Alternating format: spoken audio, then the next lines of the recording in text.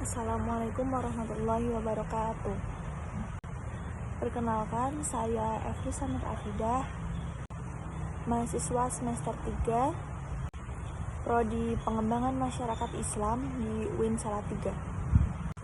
Sebagai mahasiswa yang tentunya mempelajari ilmu sosial, pada video kali ini saya akan membagikan pemikiran mendalam saya terkait materi yang dalam beberapa pertemuan pada semester 3 ini yang saya kaji mendalam.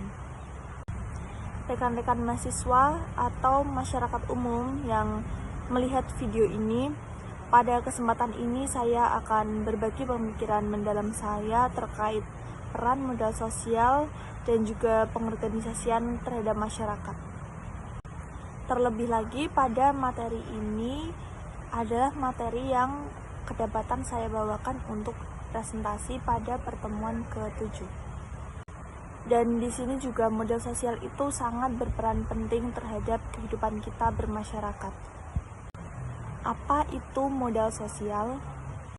Kita mengetahui bahwa pengorganisasian masyarakat bukanlah hanya sebuah soal teknik seperti itu, tetapi juga bagaimana kita membangun hubungan sosial, yaitu mengenai modal sosial dan juga pengorganisasian dalam mata kuliah pengorganisasian masyarakat. Nah, contoh, dalam program pengelolaan air bersih, keberhasilan sangat bergantung pada kolaborasi antar warga dan juga kepercayaan mereka terhadap pengelola program. Tanpa modal sosial yang kuat, program ini hanya akan menjadi rencana tanpa implementasi yang nyata dan juga biasanya hanya terbengkalai seperti itu. Oke, langsung saja kita bahas yang pertama mengenai modal sosial.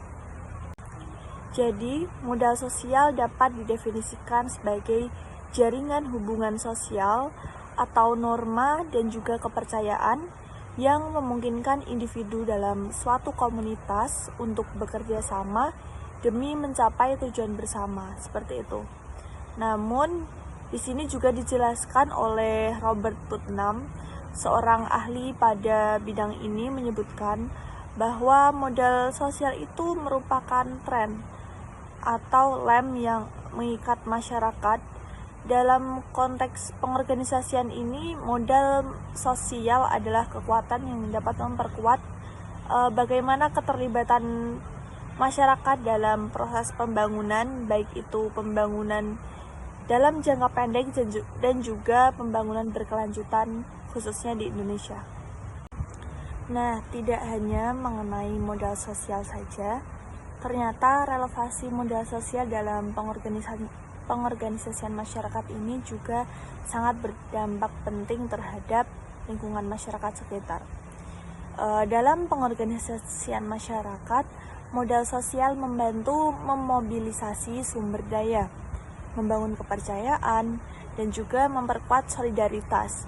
Misalnya, jika sebuah komunitas ini memiliki tingkat kepercayaan yang tinggi di antara anggotanya atau satu sama lain, gitu, mereka akan lebih mudah juga untuk diajak untuk bekerja sama dalam proyek-proyek pembangunan seperti membentuk koperasi, atau biasanya itu ada pengelolaan lingkungan di dalam sekitar masyarakat gitu, baik kelompok kecil maupun juga kelompok besar.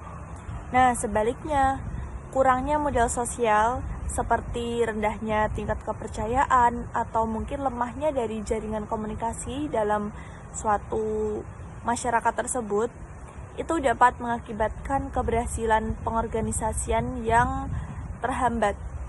Oleh karena itu, seseorang yang mengorganisasikan gitu atau pengorganisasian masyarakat harus mampu membaca dinamika sosial yang ada di dalam masyarakat.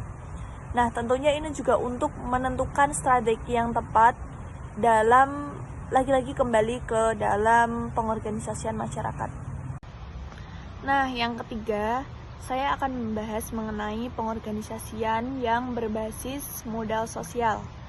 Lalu kira-kira bagaimana ya cara mengintegrasikan modal sosial dalam pengorganisasian masyarakat? Di sini ada beberapa langkah yang akan saya jelaskan. mungkin ada 3. Yang pertama yaitu mengidentifikasi dari jaringan sosial. Misalnya memetakan hubungan di dalam masyarakat untuk mengetahui siapa saja yang memiliki pengaruh, seperti lembaga-lembaga besar atau mungkin kepala daerah, kepala RT, seperti itu. Yang kedua yaitu membangun kepercayaan. Tidak mungkin kan kita dalam bermasyarakat itu bisa seperti mau disuruh melakukan sesuatu tanpa adanya kepercayaan. Nah, melibatkan masyarakat secara langsung dalam perencanaan dan juga pengambilan keputusan termasuk salah satu cara membangun kepercayaan di dalam masyarakat. Kemudian yang ketiga, menguatkan norma dan juga nilai bersama. Di sini yang dimaksud itu seperti mendorong masyarakat untuk memiliki visi dan juga visi yang sama seperti keberlanjutan pada program tersebut. Oke teman-teman, mungkin itu yang dapat saya sampaikan. Nah, sebagai mahasiswa yang mendalami mata kuliah pengorganisasian masyarakat, kita memiliki tanggung jawab yang besar untuk memahami bahwa modal sosial adalah aset berharga. Dalam setiap upaya pemberdayaan dengan memanfaatkan modal sosial secara optimal, seperti itu.